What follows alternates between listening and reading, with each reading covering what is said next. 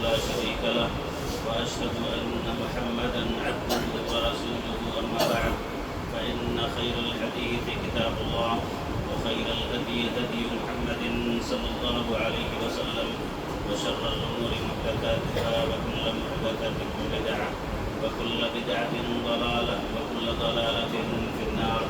وأعوذ بالله السميع العليم من الشيطان الرجيم من همزه ونفخه ونفثه. بسم الله الرحمن الرحيم. قاف والقرآن المجيد بل عجبوا أن جاءهم منذر منهم فقال الكافرون هذا شيء عجيب أإذا متنا وكنا ترابا ذلك رجع بعيد قد علمنا ما تنقص الأرض منهم وعندنا كتاب حفيظ بل كذبوا بالحق لما جاءهم فهم في أمر مريج أفلم ينظروا إلى السماء فوقهم كيف بنيناها وزيناها وما لها من فروج. وقال تعالى في مقام آخر أعوذ بالله من الشيطان الرجيم يا أيها الذين آمنوا اتقوا الله ولتنظر نفس ما قدمت لغد واتقوا الله إن الله خبير بما تعملون. وعن أبي هريرة رضي الله تعالى عنه قال قال رسول الله صلى الله عليه وسلم لن ينجي أحدا منكم عمله. قالوا يا رسول الله ولا أنت؟ قال ولا أنا إلا أن يتغمدني الله برحمته. رواه البخاري. رب اشرح لي صدري ويسر لي أمري واحلل عقدة من لساني يفقهوا قولي. رب زدني علما.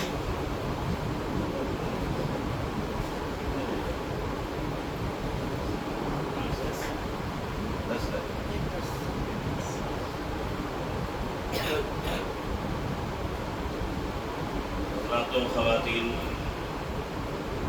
کا موضوع ہے محاسبہ نفس. حضرات، جس طرح سے ایک کامیاب اور ہوشیار تاجر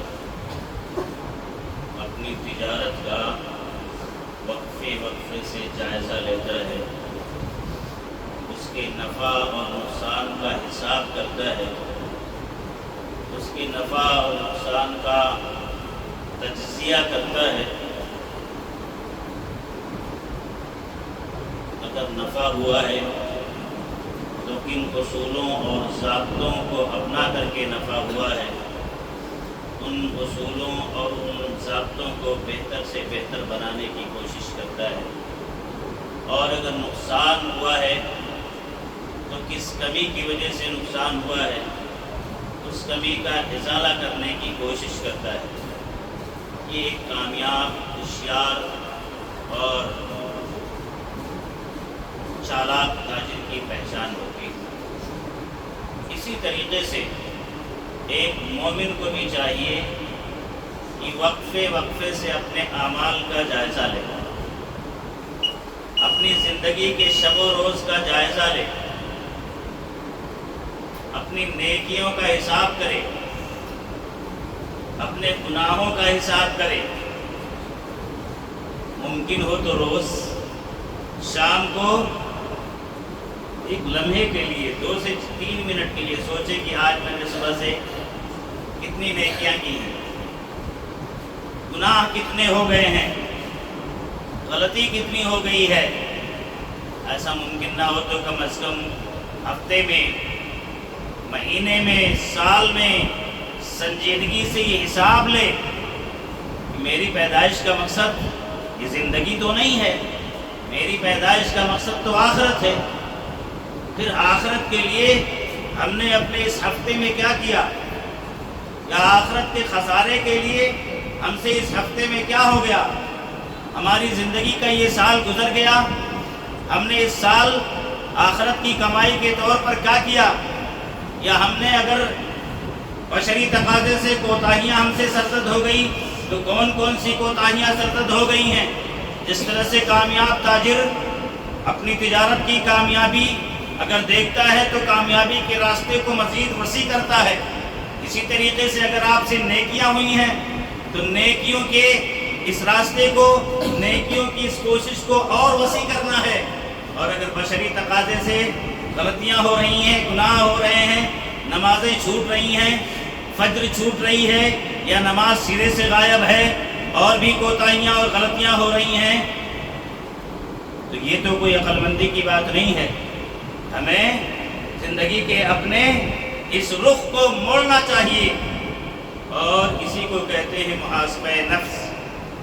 اگر انسان اپنی زندگی کا محاسبہ کرے تو انشاءاللہ اسے آخرت کی فکر پیدا ہوگی، اور وہ آخرت کی کامیابی کے لیے کوشاں ہوگا، ضرور کوشاں ہوگا۔ لیکن اگر انسان کی زندگی اسی روٹین پہ چلتی چلی جا رہی ہے، جس روٹین پہ آج کا مسلمان خاص طور سے چل رہا ہے، تو میرے بھائی اور دوستو، مسلمانوں کے لیے، مومنوں کے لیے یہ بڑی خطرناک بات ہے، یہ بڑی افسوسناک بات ہے۔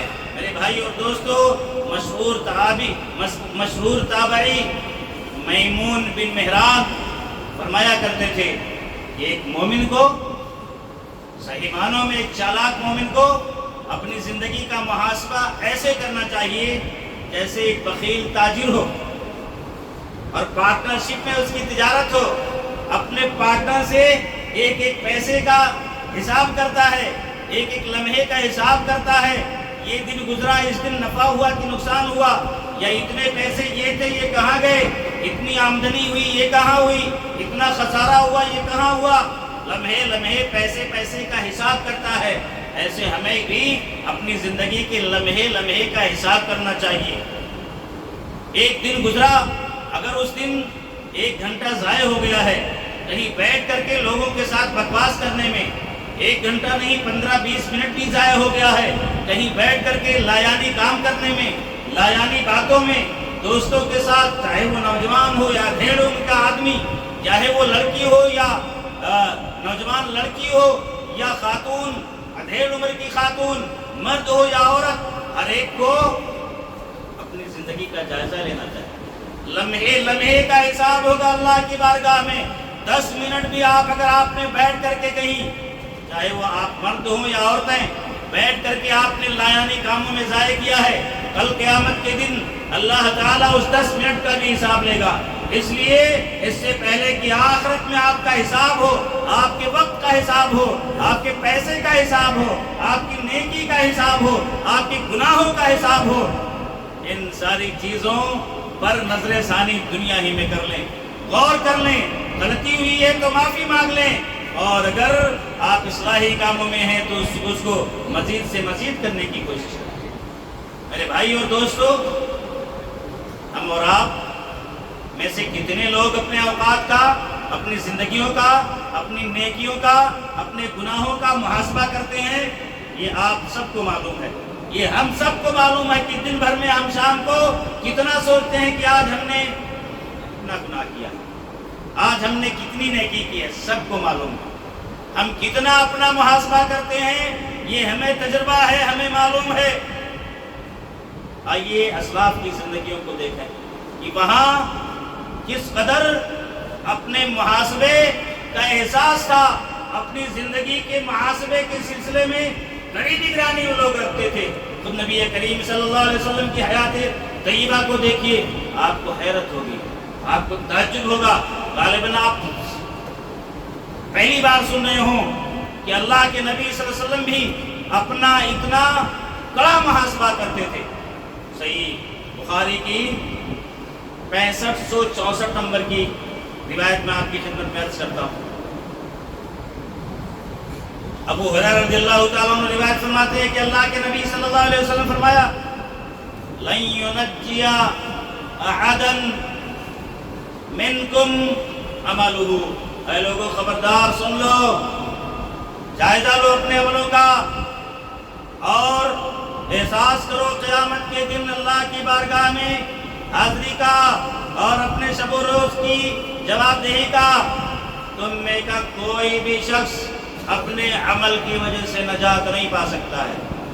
سبحان اللہ، اپنے عمل کی وجہ سے قیامت میں نجات نہیں ہوگی۔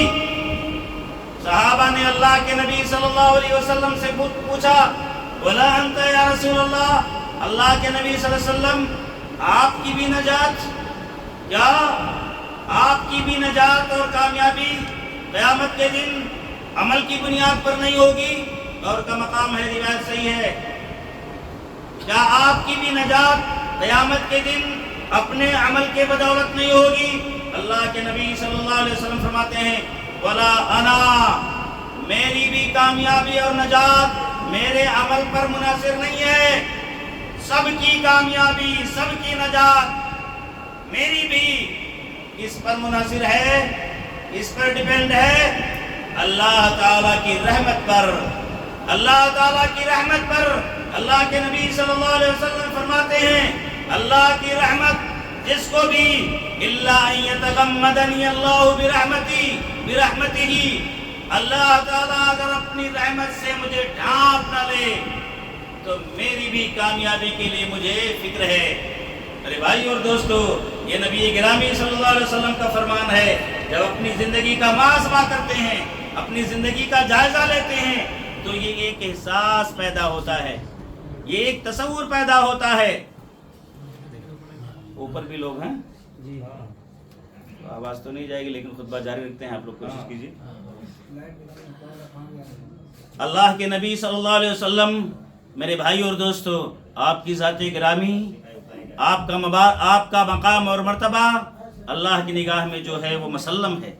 آپ سید الانبیاء ہیں، سید الرسل ہیں، اور عبادت کا حال یہ ہے کہ اماں عائشہ رضی اللہ تعالیٰ عنہ دیکھ رہی ہیں، صحیح بخاری کی روایت ہے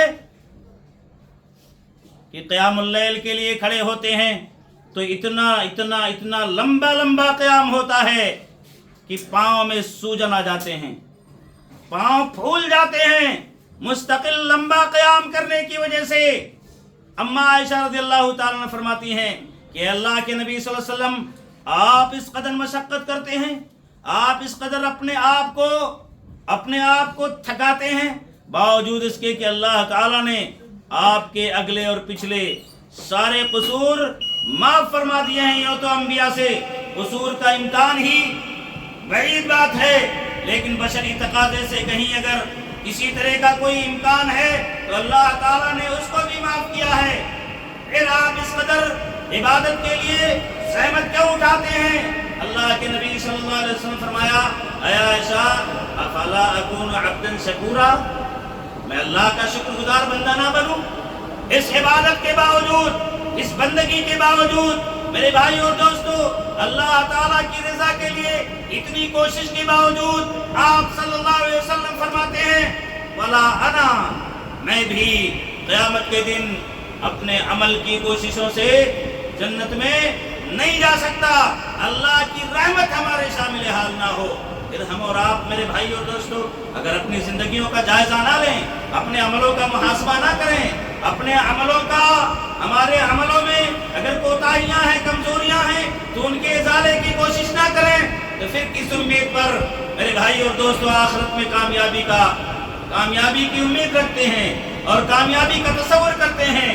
میرے بھائی اور دوستو، آج معاملہ یہ ہے کہ اہل حدیث بس عقیدہ لے کر کے بیٹھ گئے ہیں، ہم تو صاحب عقیدہ ہیں، ہم تو صاحب توحید ہیں، بس توحید ہماری کامیابی کے لیے، ہماری نجات کے لیے کافی ہے۔ توحید کا ڈھڈورا پیٹتے ہوئے بد اخلاقیاں ہمارے یہاں، معاملات میں گھپلے ہمارے یہاں، اور اسی طریقے سے جھوٹ ہمارے یہاں، تجارت میں دھوکہ ہمارے یہاں، غیبت و چغلی ہمارے یہاں، شادی بیاہ میں شریعت کی پامالیاں ہمارے یہاں، عورتوں میں ایک دوسرے کی غیبت و چغلی اور ایک دوسرے پر اتہام اور الزام اور ایک دوسرے کی عیوب تراشی کر کے ایک دوسروں کی عزتوں پر کھوچالنا، یہ اور اس طرح کی ساری کمیاں اور کوتاہیاں ہمارے سماج کا ایک جزو لا ينفک، یعنی ہمارے سماج کا ایک شوق سا بن گیا ہے۔ اس کے باوجود یہ مسلمان توحید کا ڈھڈورا پیٹنے والا یا توحید پر تکیہ کر کے اور توحید پر بھروسہ کر کے بیٹھ جانے والا یہ سوچتا ہے کہ ہمارے لیے کامیابی ہے، قیامت میں ہم کامیاب ہو جائیں گے۔ اللہ کے نبی صلی اللہ علیہ وسلم کی سیرت کے حوالے سے آپ نے دیکھا کہ میرے بھائی اور دوستو، اللہ کے نبی صلی اللہ علیہ وسلم کس قدر اپنا محاسبہ کرتے تھے۔ یہ بات تو اہل حدیثوں کی ہو گئی جو عقیدے پر تکیہ کر کے بیٹھے ہیں اور ساری برائیاں، ساری بد اخلاقیاں، شریعت کے تعلق سے ساری دوریاں ہمارے سماج میں پوری وسعت کے ساتھ اور پوری طاقت کے ساتھ موجود ہیں۔ میرے بھائی اور دوستو، تفصیل میں جانے کا موقع نہیں کہ ہمارے سماج میں کتنی، خاص طور سے اہل حدیثوں کے ہاں کتنی دوریاں ہیں دین سے، کتنی دوریاں ہیں سنتوں سے۔ ہمارے چہرے دیکھو، ہمارا لباس دیکھو، ہماری شادی دیکھو، ہماری دیگر تقریبات دیکھو، ہماری زندگی کا اٹھنا بیٹھنا دیکھو، ہماری تجارتیں دیکھو، ہماری گفتگو دیکھو، ہمارے اخلاق دیکھو۔ جائزہ ہے، ہر کوئی جائزہ لیتا ہے، ہر کوئی دیکھ رہا ہے کہ ہم اس میں کس قدر دین سے کتنے دور ہیں اور دین سے کتنے قریب ہیں۔ میرے بھائی اور دوستو، اس کے باوجود یہ امید رکھنا کہ اللہ تعالیٰ کی بارگاہ میں ہم کامیاب ہو جائیں گے خام خیالی ہے۔ اپنے اعمال کا محاسبہ کرو۔ یہ تو بات اہل حدیثوں کی۔ ہمارے دیگر مسلک کے بھائی شرک کے دلدلوں میں پھنسے ہوئے ہیں، بدعات کے دلدلوں میں پھنسے ہوئے ہیں۔ کوئی دن شاید ایسا گزرے، کوئی ہفتہ شاید ایسا گزرے کہ کوئی نہ کوئی بدعت ایجاد نہ کی جا رہی ہو۔ سنتوں سے دوریاں ہیں، قبر پرستی ہے، اور اسی طریقے سے اولیاء پرستی ہے۔ اللہ کی وحدانیت اور اللہ تعالیٰ کی رضاتی اور اللہ تعالیٰ کی الوہیت کو چھوڑ کر کے بہت سارے غیر اللہ کو اولیاء بنا کر کے اللہ کے پلے میں وحدت کے سوا کیا ہے؟ جو کچھ ہمیں لینا ہے لے لیں گے محمد سے، جو کچھ ہمیں لینا ہے لے لیں گے محمد سے۔ اللہ کے پلے میں وحدت کے سوا کیا ہے؟ اللہ اکیلا ہے، بس اللہ اکیلا ہے۔ باقی اختیارات سب اللہ کے نبی صلی اللہ علیہ وسلم کے ہاتھ میں ہیں۔ جو کچھ ہمیں لینا ہے ہم اللہ کے نبی صلی اللہ علیہ وسلم کے ہاتھوں لے لیں گے۔ ایک طرف یہ حدیث جو میں نے آپ کے سامنے پیش کی، دوسری طرف یہ عقیدہ اور تصور۔ میرے بھائی اور دوستو، دونوں میں کتنا تصادم ہے، غور کیا جا سکتا ہے، غور کیا جا سکتا ہے۔ تجھ سے اور جنت سے کیا مطلب؟ وہاں بھی دور ہو معذرت کے ساتھ ہمارے بھائیوں سے جو یہ عقیدہ رکھتے ہیں تجھ سے اور جنت سے کیا مطلب، وہاں بھی دور ہو۔ ہم رسول اللہ کے، جنت رسول اللہ کی، جنت رسول اللہ کی ہے، جنت رسول اللہ کی ہے۔ میرے بھائی اور دوستو، اللہ کے نبی صلی اللہ علیہ وسلم فرماتے ہیں وَلَا أَنَا، اللہ کی قسم میں بھی اپنے عملوں کے بدولت جنت میں نہیں جا سکتا إِلَّا أَن يَتَغَمَّدَنِي اللَّهُ بِرَحْمَتِهِ۔ اس جملے کو یاد کرو، اللہ اپنی رحمت سے مجھے ڈھانپ نہ لے جب تک۔ یہ عقیدہ رکھنا میرے بھائی اور دوستو، مسلمانوں کی کس قدر خام خیالیاں ہیں۔ میرے بھائی اور دوستو، مسلمانوں کے عقیدوں میں کس قدر کمزوریاں ہیں، اور مسلمان کس قدر اللہ تعالیٰ کی بارگاہ میں کامیابی کا عقیدہ لے کر کے اور کامیابی کی امید لے کر کے بیٹھا ہے۔ محاسبہ کرو، اپنے عقیدوں کا محاسبہ کرو، اپنے عملوں کا محاسبہ کرو، اپنی زندگیوں کا محاسبہ کرو، ویسا محاسبہ جیسا اسلاف کرام کیا کرتے تھے۔ اللہ اکبر، کتنا کڑا محاسبہ، کتنا کڑا محاسبہ۔ صحیح مسلم کی روایت ہے، مشہور صحابی رسول حنظلہ رضی اللہ تعالیٰ عنہ راوی ہیں اور بیان فرماتے ہیں، لقینی ابو بکر رضی اللہ تعالیٰ عنہ، 2750 نمبر کی یہ روایت ہے۔ کہتے ہیں کہ میری ملاقات ابو بکر صدیق رضی اللہ تعالیٰ عنہ سے ہوئی۔ جا رہا تھا میں، نکلا ہوا حیران، چہرہ اڑا ہوا تھا، چہرے پہ اداسی تھی۔ ابو بکر صدیق رضی اللہ تعالیٰ عنہ نے دیکھا، کہا حنظلہ کیا بات ہے، کہاں جا رہے ہو؟ کہا نافق حنظلہ، کیا کہا؟ حنظلہ منافق ہو گیا، حنظلہ منافق ہو گیا۔ کہا سبحان اللہ ما تقول۔ ابو بکر صدیق رضی اللہ تعالیٰ عنہ فرماتے ہیں حنظلہ کیا کہہ رہے ہو؟ تو بڑی عجیب بات کہہ رہے ہو۔ مشہور صحابی رسول اپنے آپ کے تعلق سے کہتا ہے میں تو منافق ہو گیا، بتاؤ تو بات کیا ہے، معاملہ کیا ہے؟ کہا ابو بکر نکون عند رسول اللہ صلی اللہ علیہ وسلم یذکرنا بالجنۃ والنار کأننا رأی عین۔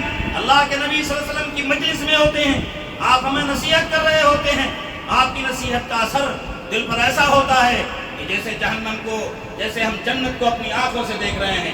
اس کی طلب اور طلب شباب پر ہوتی ہے.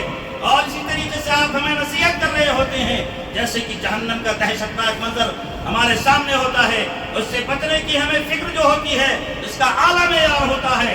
لیکن فَإِذَا خَرَجْنَا مِنْ عِنْدِ رَسُولِ اللَّهِ صلی اللہ علیہ وسلم، اللہ کے نبی صلی اللہ علیہ وسلم کی مجلس سے ہم چلے جاتے ہیں اور اپنے کاروبار میں لگ جاتے ہیں، اپنے بال بچوں میں لگ جاتے ہیں، تو وہ کیفیت نہیں رہتی. ایمان کی دو کیفیت کو نفاق کہتے ہیں، لیکن یہ کیفیت نہیں. لیکن اسی معمولی سی تبدیلی کو انہوں نے نفاق سے تعبیر کیا کہ میرے اندر منافقت تو نہیں پائی جاتی ہے. اللہ اکبر. اور آگے سنیے، بات ختم نہیں ہوئی اور معاملہ میرے بھائی اور دوستو، معاملہ ابھی حل نہیں ہوا. صدیق اکبر نے جب حنظلہ رضی اللہ تعالیٰ عنہ کی یہ توبیخ سنی کہ ایسا معاملہ ہے، کہا واللہ انا لنلقی مثل ھذا. حنظلہ اگر بات ایسی ہے کہ اللہ کے نبی کی مجلس میں ہماری ایمانی کیفیت کچھ اور ہوتی ہے اور باہر کچھ اس کا تصور ہلکا سا کم ہو جاتا ہے، تو یہ کیفیت تو میری بھی ہے. واللہ انا لنلقی مثل ھذا، اللہ کی قسم یہ کیفیت تو میری بھی ہے. کہنا کیا چاہتے ہیں؟ کہنا یہ چاہتے ہیں کہ حنظلہ اگر اس کیفیت کی وجہ سے تمہیں اپنے تعلق سے نفاق کا ڈر لگ رہا ہے تو ابو بکر کو بھی اپنے تعلق سے نفاق کا خدشہ ہے. دونوں بھاگے ہوئے اللہ کے نبی صلی اللہ علیہ وسلم کی خدمت میں گئے. اللہ کے نبی صلی اللہ علیہ وسلم نے پوچھا، حنظلہ کس ارادے سے آئے ہو؟ چہرہ اترا ہوا ہے. کہا اللہ کے نبی صلی اللہ علیہ وسلم نافقہ حنظلہ تو منافق ہو گیا. اللہ کے نبی صلی اللہ علیہ وسلم بھی حیران ہوئے. کہا حنظلہ بتاؤ تو صحیح. حنظلہ رضی اللہ تعالیٰ عنہ نے جو بات ابو بکر سے کہی تھی، ابو بکر رضی اللہ تعالیٰ عنہ نے بھی جو بات حنظلہ سے سنی تھی، دونوں نے مدعا اللہ کے نبی صلی اللہ علیہ وسلم سے بیان کر دیا. اللہ کے نبی صلی اللہ علیہ وسلم مسکرائے اور اپنے ندیم صحابیوں کو بشارت دی. کتنا ایمان کا یہ لوگ پہاڑ تھے، کتنا اپنا کڑا محاسبہ کرنے والے تھے، آخرت کی کتنی فکر تھی، اپنی زندگی کے شب و روز کو کس قدر وہ جانچتے تھے اور پرکھتے تھے. اللہ کے نبی صلی اللہ علیہ وسلم نے سمجھ لیا کہ یہ انتہا درجے کا ایمان کا یہ انتہا درجہ ہے جو اس معمولی سی تبدیلی کے باوجود اتنا فکر مند کہ اپنے تعلق سے نفاق کا خطرہ رکھتے ہیں. اللہ کے نبی صلی اللہ علیہ وسلم نے بشارت سنائی اور کہا میرے پیارو جو تم بات کر رہے ہو، اگر تمہاری ایمانی کیفیت ہمیشہ ویسی ہی رہے جیسی میری مجلس میں ہوتی ہے تو لصافحتکم الملائکۃ علی فروشکم وفی طرقکم، تمہارے بستروں پر فرشتے تم سے ملاقات کے لیے آئیں گے، تمہارے راستوں پر فرشتے تم سے مصافحہ کریں گے. لیکن اللہ تعالیٰ کو یہ مطلوب نہیں ہے کہ ہمیشہ ہی عبادت اور بندگی میں اور اسی کیفیت میں لگے رہو. انسان ہو، اللہ تعالیٰ کو اور شریعت کو یہ مطلوب ہے کہ کبھی کبھار بندگی میں لگے رہو اور ایمان کو سیکل کرتے رہو، ایمان کو تازہ کرتے رہو، اور کبھی کبھار اپنی زندگی کی ضروریات میں بھی جاؤ. اور یہ انسانی فطرت ہے کہ وہاں ایسا تبدیلی آتی ہے. میرے بھائی اور دوستو، یہ حنظلہ کون ہیں جو اپنے تعلق سے اس قدر نفاق کا خطرہ رکھتے ہیں؟ کوئی معمولی شخصیت نہیں ہے، کوئی معمولی صحابی نہیں ہے. غسیل الملائکہ کہا جاتا ہے حنظلہ رضی اللہ تعالیٰ عنہ کو. غزوہ احد کے بعد پڑتال ہونے لگی، کون سا میرا، اللہ کے نبی صلی اللہ علیہ وسلم جانچ کر رہے ہیں کہ کون سا میرا صحابی محفوظ ہے، سالم ہے، کون سا میرا صحابی زخموں سے چور ہے اور زخم آلود ہے، اور کون سا میرا صحابی شہید ہوا ہے. دیکھے جا رہے ہیں. بعض صحابہ محفوظ ہیں، اللہ کے نبی صلی اللہ علیہ وسلم کے جھرمٹ میں ہیں. بعض صحابہ بعض صحابہ کو زخمیں لگی ہیں، زخموں سے چور ہیں، اور بعض صحابہ نے جام شہادت نوش فرمائی ہے. 3 گروپ ہے، لیکن اللہ کے نبی صلی اللہ علیہ وسلم کی نگاہیں حنظلہ رضی اللہ تعالیٰ عنہ کو نہیں دیکھ رہی ہیں. نہ سالم اور محفوظ لوگوں میں ہیں، نہ زخمیوں میں ہیں، اور نہ ہی شہداء میں ہیں. کہیں بھی حنظلہ رضی اللہ تعالیٰ عنہ کا پتہ نہیں لگ رہا ہے. حیران ہے اللہ کے نبی صلی اللہ علیہ وسلم. صحابہ کرام کی بھی نگاہیں اپنے چہتے صحابی کو اور اپنے چہتے دوست کو اور اپنے چہتے ساتھی کو ڈھونڈنے کے لیے بےتاب ہیں، میرا حنظلہ کہاں ہے، میرا حنظلہ کہاں ہے۔ تھوڑی دیر کے بعد صحابہ کی نگاہیں اور اللہ کے نبی صلی اللہ علیہ وسلم کی نگاہیں دیکھ رہی ہیں کہ آسمان سے حنظلہ رضی اللہ تعالیٰ عنہ کی لاش اتر رہی ہے اور آپ کی لاش سے پانی کے قطرات ٹپک رہے ہیں، پانی کے قطرات ٹپک رہے ہیں۔ اللہ کے نبی صلی اللہ علیہ وسلم نے تفصیل میں جانے کا موقع نہیں، تفتیش کی، پوچھا تو بیوی نے بتایا کہ غسل جنابت کی ضرورت تھی، حنظلہ کو غسل جنابت کی ضرورت تھی۔ ندا لگائی جہاد کے لیے، منادی نے ندا لگائی، لیکن اتنی بھی تاخیر کرنا میرے حنظلہ نے گوارا نہیں کیا کہ نہانے لگ جائے، اسی حالت میں نکل گیا، اسی حالت میں نکل گیا۔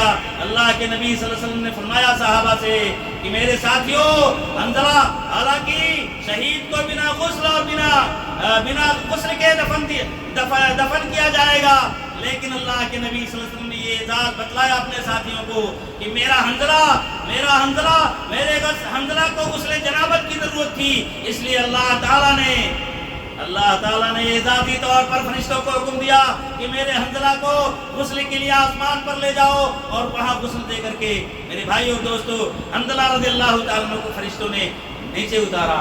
یہ سعادت کہ جس کو فرشتے غسل میں شہادت کے بعد، موت کے بعد، یہ شہادت کسی آدمی کو کیا غالباً کسی نبی کو بھی نہیں ملی ہے۔ اس شہادت کے باوجود یا اس سعادت کے باوجود، اس مقام اور مرتبے کے باوجود، اس عظمت کے باوجود بھی یہ صحابی اگر اپنے آپ کے تعلق سے خطرہ محسوس کر رہا ہے کہ مجھے نفاق کا ڈر ہے، تو ہم اور آپ کو اپنی زندگیوں کا کس قدر جائزہ لینا چاہیے اور اپنی زندگیوں کا کس قدر محاسبہ اور حساب کرنا چاہیے۔ دوسرے صحابی ابو بکر ہیں۔ یہ ابو بکر کون ہے میرے بھائی اور دوستو؟ ابو بکر صدیق رضی اللہ تعالیٰ عنہ وہ جلیل القدر صحابی ہیں جن کی شخصیت اور جن کی عظمت کو بیان کرنے کی ضرورت نہیں ہے، لیکن نصیحت کے لیے اور موضوع پر کچھ گفتگو کرنے کے لیے ایک واقعہ یا ایک روایت بیان کرتا ہوں۔ صحیح بخاری مسلم کی روایت ہے، اللہ کے نبی صلی اللہ علیہ وسلم سے اللہ کے نبی صلی اللہ علیہ وسلم نے ایک مرتبہ اپنے صحابہ کی جھرمٹ میں ارشاد فرمایا کہ قیامت کے دن کوئی باب الصلاۃ سے پکارا جائے گا، جنتی باب الصلاۃ نماز کا دروازہ، کوئی باب الریان اور باب الصیام سے پکارا جائے گا، روزے کا دروازہ، کوئی باب جہاد والے دروازے سے پکارا جائے گا جس نے دین کے لیے بڑی خدمتیں کی ہوگی، کوئی باب الصدقہ سے پکارا جائے گا۔ اپنے عملوں کی مناسبت سے جنتی قیامت کے دن الگ الگ دروازوں سے پکارے جائیں گے، الگ الگ دروازوں سے ان کا استقبال کیا جائے گا۔ ابو بکر صدیق رضی اللہ تعالیٰ عنہ نے پوچھا، اے اللہ کے نبی صلی اللہ علیہ وسلم یہ فرمائیں کہ کیا قیامت کے دن کسی کو یہ سعادت اور کسی کو یہ عظمت اور کسی کو یہ مقام اور مرتبہ بھی ملے گا کہ جنت کے سبھی دروازوں سے اس کا استقبال ہو اور سبھی دروازوں سے فرشتے صدا لگا رہے ہوں، تشریف لائیے؟ کیا کوئی انسان دنیا میں ایسا بھی ہوگا؟ اللہ کے نبی صلی اللہ علیہ وسلم نے فرمایا، ہاں اے ابو بکر ایسے لوگ ہوں گے، وَأَرْجُو أَن تَكُونَ مِنْهُ، اور مجھے امید ہے کہ ابو بکر تم بھی انہی خوش نصیبوں میں شامل ہو کہ جنت کے ہر دروازے سے پکارے جاؤ گے۔ یہ مقام اور مرتبہ کہ جنت سے ہر دروازے سے استقبال کیا جائے ابو بکر صدیق رضی اللہ تعالیٰ عنہ کا ہے۔ پھر بھی محاسبہ نفس دیکھو، پھر بھی اپنی زندگی کا جائزہ دیکھو، اپنی زندگی کا کس قدر حساب لیتے ہیں۔ تقویٰ، نیکی، پرہیزگاری، دین کے لیے خدمات، دین کے لیے قربانیاں، میرے بھائی اور دوستو ایسی قربانیاں کہ اللہ کے نبی صلی اللہ علیہ وسلم نے فرمایا کہ میرے ساتھیوں گواہ رہو، میرے دوسرے ساتھی اور میرے دوسرے صحابہ سب کے احسانات کا بدلہ میں نے دنیا میں چکا دیا، لیکن ابو بکر کے جو میرے اوپر احسانات ہیں ان احسانات کا بدلہ میں دنیا میں نہیں چکا سکتا، اللہ تعالیٰ آخرت ہی میں چکا سکتا ہے۔ اس کے باوجود یہ خوف آخرت کے تعلق سے اور یہ کڑا محاسبہ میرے بھائی اور دوستو ہمارے لیے دعوت فکر ہے کہ ہمیں اپنی زندگیوں کا جائزہ لینا چاہیے۔ اور میں عرض کروں کہ رمضان المبارک کا مہینہ قریب ہے، اس لیے میں نے اس موضوع کا انتخاب کیا ہے۔ میرے بھائی اور دوستو اپنی زندگیوں کا محاسبہ کرو۔ نمازیں اگر 4 پڑھتے رہے ہو، فجر چھوٹتی رہی ہے تو خبردار اس حوالے سے چوکنا ہونے کی ضرورت ہے۔ صحابہ ہیں، جو اپنے تعلق سے اتنی فکر رکھتے ہیں، اور ہاں ہم اور آپ اس بے فکری کے شکار ہیں۔ میرے بھائی اور دوستوں، کتنی افسوسناک بات ہے، اور جو کمیاں ہمارے اندر رہی ہیں، جو لوگ سرے سے بے نمازی رہے ہیں، وہ اس رمضان مبارک کے مہینے میں نماز کو پکڑیں اور پھر اس میں غفلت نہ برتیں، پھر انشاءاللہ اس تسلسل کو قائم رکھیں۔ جو لوگ نشے کے عادی رہے ہیں وہ 1 مہینہ روزہ رکھیں گے، نشے چھوڑیں گے اور اس طریقے سے تمباکو چھوڑیں گے۔ ان سے گزارش ہے کہ اپنی زندگیوں کا جائزہ لے کر کے، یہ نشہ بہت خطرناک چیز ہے شریعت کے اندر میرے بھائیو دوستو، اس کی بڑی قباحت و شناعت ہے۔ اس لیے یہ رمضان کا مہینہ اللہ تعالیٰ عنایت فرما رہا ہے، اللہ تعالیٰ یہ تحفے کے طور پر، ہدیے کے طور پر، رحمت کے طور پر دے رہا ہے۔ یہ مہینہ آئے، اپنا محاسبہ کر کے، اب میں ایک کر کے عملوں کا تذکرہ نہیں کروں گا، جو بھی بدعملیاں ہمارے اندر ہیں، مردوں کے اندر، عورتوں کے اندر، نوجوان لڑکوں کے اندر، نوجوان لڑکیوں کے اندر، اپنا محاسبہ کر کے ان بدعملیوں کو ختم کرنے کی اور ان بدعملیوں سے توبہ کرنے کی کوشش کریں، ورنہ آخرت میں معاملہ جب دیکھ سکتے ہیں کہ اسلاف کرام اس قدر خوف محسوس کرتے تھے تو ہمیں کس قدر فکر کرنے کی ضرورت ہے۔ آئیے آگے بڑھتے ہوئے عمر فاروق رضی اللہ تعالیٰ عنہ کو دیکھ لیتے ہیں۔ امیر المومنین عمر فاروق رضی اللہ تعالیٰ عنہ کا مقام اور مرتبہ کون نہیں جانتا۔ شہادت ہوئی 26 ذی القعدہ کو، ابو لولو نے خنجر مارا نماز پڑھاتے ہوئے، اتنا گہرا خنجر مارا اور اتنا شدید وار کیا کہ پیٹ سے خون بہتا رہا، مسلسل 3 سے 4 دن تک خون بہتا رہا۔ اور جب یہ احساس ہو گیا کہ اب امیر المومنین عمر فاروق رضی اللہ تعالیٰ عنہ اپنی اس تکلیف سے جانبر نہ ہو سکیں گے اور یہ وقت آپ کا آخری وقت معلوم ہوتا ہے، لوگ آپ کے پاس عیادت کے لیے آ رہے ہیں، لوگ آپ کے پاس عیادت کے لیے آ رہے ہیں۔ انہیں عیادت کرنے والوں میں سے ایک انصاری نوجوان بھی آتا ہے، صحیح بخاری کی روایت ہے، ایک انصاری نوجوان آتا ہے، آپ کو بشارت دیتا ہے، آپ کو خوشخبری سناتا ہے، آپ کو تسلی دیتا ہے کہ امیر المومنین آپ اس دنیا سے جا رہے ہیں، آپ کے لیے بشارت ہے۔ کیا بشارت ہے؟ کان لکا قدم فی الاسلام، اسلام میں آپ کو اولیت حاصل ہے۔ اللہ تعالیٰ نے اسلام کے اول مرحلے میں اسلام کی قبولیت کی توفیق دی ہے، اور اس کے بعد تم استخلفتا فعدلتا، اس کے بعد اللہ تعالیٰ نے آپ کو خلیفہ بنایا، خلافت کے منصب پر فائز فرمایا تو دنیا کو عدل سے بھر دیا، عدل کا ایسا نظام قائم کیا کہ انسانی تاریخ میں وہ نظام اور اس کی مثالیں اور اس کی نظیریں نہیں ملتی ہیں۔ ثم الشہادۃ بعد ذلک کلہ، اور اس کے بعد ان ساری خدمتوں، دین کی خدمتوں اور ان سارے کارناموں کے باوجود دنیا سے تشریف لے جا رہے ہیں تو اللہ تعالیٰ شہادت کی سعادت عطا فرماتا ہے، شہادت کی موت عطا فرماتا ہے۔ بشارت ہے امیر المومنین آپ کے لیے، خوشخبری ہے امیر المومنین جاتے جاتے آپ کے لیے۔ اللہ اکبر، نیکیوں کا یہ مجسم، نیکیوں کا یہ پہاڑ، دین کی خدمت میں اپنا سب کچھ تن دھن کی بازی لگا دینے والا، دین کے لیے راتوں میں جاگ کر کے انسانیت کی خدمت کرنے کے لیے اپنی نیندوں کو قربان کرنے والا یہ جلیل القدر صحابی رسول، خلیفہ رسول ارشاد فرماتا ہے یا ابن اخی وذالک کفاف، اے میرے پیارے، کاش کی میں برابر سرابر چھوٹ جاتا، لالی ولا علیہ، کاش کی اللہ تعالیٰ میرے گناہوں پر میرا مواخذہ نہ کرتا اور میری نیکیوں پر کا مجھے بدلہ نہ دیتا۔ یعنی نیکیاں تو یقیناً ہیں لیکن گناہ ہے، لیکن اپنا کڑا محاسبہ، نیکیاں تو اپنی جگہ پہ ہیں لیکن اپنی کوتاہیوں سے، اپنے گناہوں سے بھی ڈر لگ رہا ہے، کہیں گناہوں کی وجہ سے اللہ تعالیٰ کی پکڑ نہ ہو جائے۔ میں تو یہ چاہتا ہوں کہ برابر سرابر چھوٹ جاؤں اللہ کی بارگاہ میں، نہ میری نیکیوں کا صلہ ملے، نہ میری کوتاہیوں پر اللہ تعالیٰ مواخذہ کرے، اور جب برابر سرابر ہو جائے تو اللہ تعالیٰ اپنی رحمت سے مجھے بخش دے گا۔ میرے بھائی اور دوستو، یہ کتنا کڑا محاسبہ ہے، کتنا خوف ہے آخرت میں اللہ کی بارگاہ میں جواب دہی کا۔ اتنی بڑی بڑی قربانیاں، اتنی عظیم الشان قربانیاں، اس کے باوجود یہ احساس اور یہ گفتگو کہ کاش میں اللہ کی بارگاہ میں برابر سراوت سے چھوٹ جاتا۔ یا امیر المومنین عمر فاروق رضی اللہ تعالیٰ عنہ کون ہے میرے بھائی اور دوستو؟ مقام و مرتبہ کیا ہے، عظمت کیا ہے؟ عرش سے امیر المومنین عمر فاروق رضی اللہ تعالیٰ عنہ کی تائید میں اللہ تعالیٰ آیتیں نازل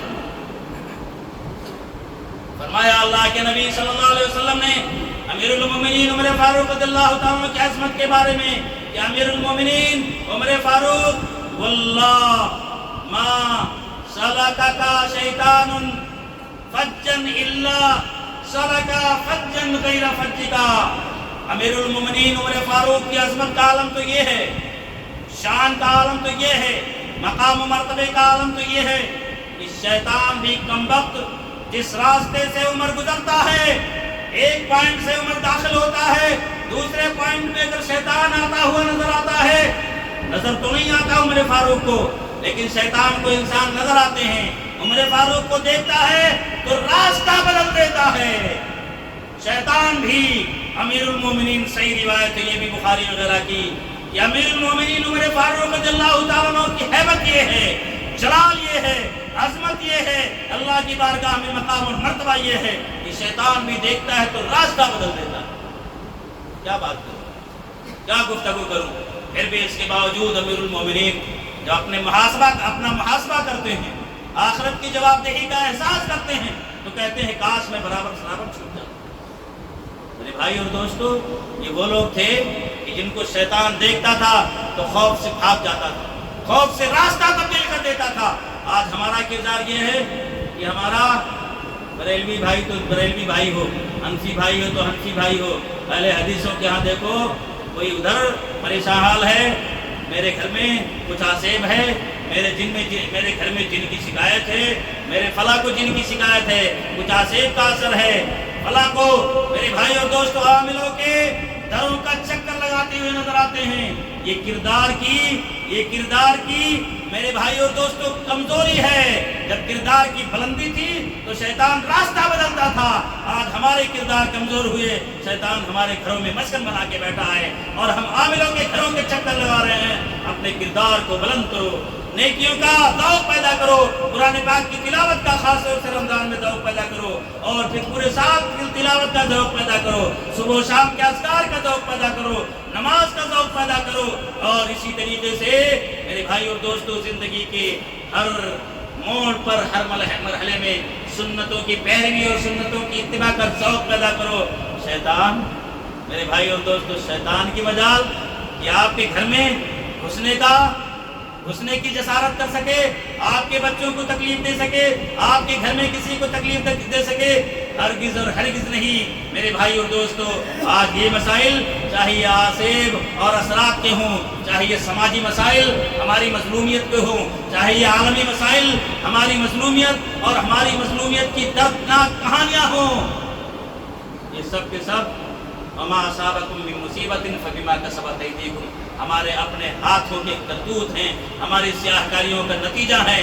اگر ہم نے اپنا محاسبہ نہ کیا تو آنے والے دنوں میں حالات، میں اشارہ کر رہا ہوں میرے بھائی اور دوستو، بد سے بدتر ہوں گے، خراب سے خراب ہوں گے، اور انتہائی پریشان سے پریشان کن ہوں گے۔ میں آپ کو دعوت فکر دیتا ہوں کہ مسلمانوں اسلام کے سائے میں آؤ، امن و سکون ملے گا، راحت ملے گی، ہر طرح کی مشکلات سے نجات پاؤ گے اور اسلام سے دور ہوگے۔ خواتین بے پردگی کا شکار ہوں گی، بے حیائی کا شکار ہوں گی، نوجوان لڑکے اور لڑکیاں بے حیائی کا شکار ہوں گے۔ میرے بھائی اور دوستو، حالات وہ ہوں گے کہ پھر آئندہ وقتوں میں میرے بھائی اور دوستو سسکنے، رونے اور بلکنے سے کچھ نہیں ہوگا۔ اس لیے اس سے پہلے کہ وہ موقع آئے سسکنے، بلکنے، رونے کا، اپنے وطنوں کو کھو دینے کا، اپنے عزیزوں کو کھو دینے کا، اپنے دین کو کھو دینے کا، اپنی دین کی جو علامتیں ہیں، نشانیاں ہیں، وہ مسمار کر دی جائیں، ان کے کھو دینے کا۔ میرے بھائیوں، لوٹو اسلام کی طرف، لگا لو اسلام کو گلے سے۔ عمر فاروق رضی اللہ تعالیٰ عنہ فرمایا کرتے تھے، لا عز لنا الا بالاسلام، ہمیں عزت ملی ہے، ہمیں مقام اور مرتبہ ملا ہے۔